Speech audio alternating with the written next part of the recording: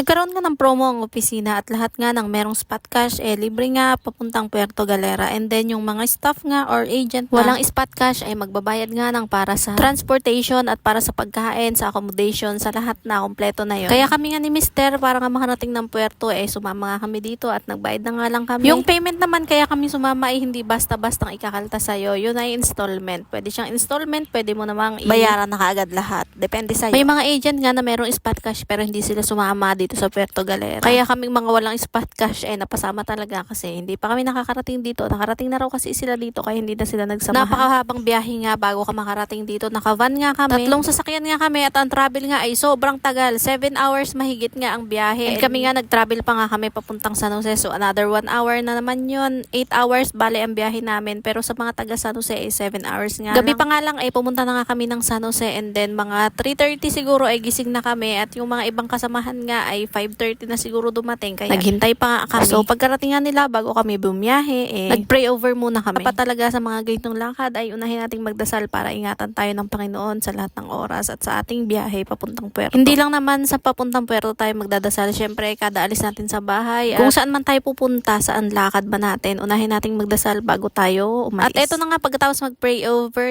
umalis na nga kami, mga 5:30 siguro kami nakaalis dito sa San Jose. Ayan, wala pa kaming umagahan ito, so mga 8 siguro or 9 nag-stop over muna kami dito sa may bandang Oriental. Hindi ko alam kung anong part ng Oriental yung tinigilan namin, doon nga kami kumain. Inabutan pa kami ng napakalakas na ulan sa daan, at eto nga, nag-stop over muna kami para kumain dahil meron kaming mga kasamang senior na kailangan mag-inom ng kanilang maintenance. Meron nga kaming kasamang nagluluto at siya na talaga yung nagpiprepare ng aming mga pagkain. So dito nga sa trip mo sa Puerto Galera, wala ka nang ibang iisipin dahil sagot na nga ni manager lahat. Oo, magbabayad ka lang, hindi naman kalakihan, sapat lang. Sulit na sulit nga yung iyong binaya dito dahil ang problema mo na nga lang is pocket money para kapag nandun ka sa Puerto mabili mo yung mga gusto mong ipasalubong sa pamilya mo. Ayan, dito nga kami nag-stop over sa isang restaurant. Syempre, nag-order din si manager dito ng aming mauulam at kanin dahil ang baon lang nga namin dito ay pansit yata, and then mga ibang ulam pa. Kaya didagdagan na lang ni manager dito sa restaurant para nga meron kaming makainan. At alam nyo ba kung kailan kami nagbabiyahe, saka naman sumakit yung tiyan ko at nagloko, kaya lagi talaga kaming naghahanap ng gasolinahan dito para matigilan. Ang tiyan ko nga ay bigla-bigla na lang sumasakit at gustong lumabas talaga. Ang dumi mo pa naman kapag gusto na talagang lumabas ay hindi mo talaga mapigilan, kaya todo pigil ko talaga hanggang sa may makitang gasolinahan dito. And then second stop over nga namin, maliban nga sa pagsi-CR,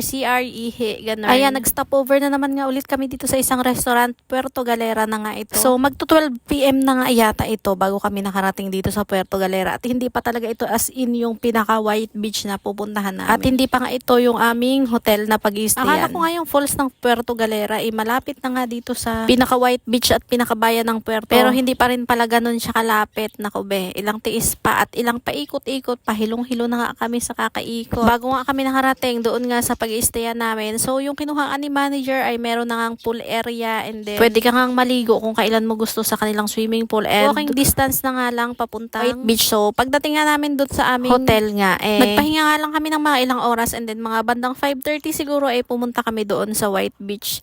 At nagpicture-picture nga kami kasi kapag madilim na nga hindi namin makikita yung view. Hay nako, alam nyo ba, kapag pupunta pala kayo dito, talagang kailangan nyo ng maraming budget kasi ang kanilang room per night ay napakamahal. Sabi nga nung napagtanungan namin dito is 3,500 nga ang isang gabi. So magkano na nga lang kaya yung pang-araw pa na kailangan mong magstay dito. Grabe, kaya pag pupunta ka talaga dito, dapat marami kang pera at marami kang ipon. So hanggang dito na lang muna. See you sa part 2. Bye!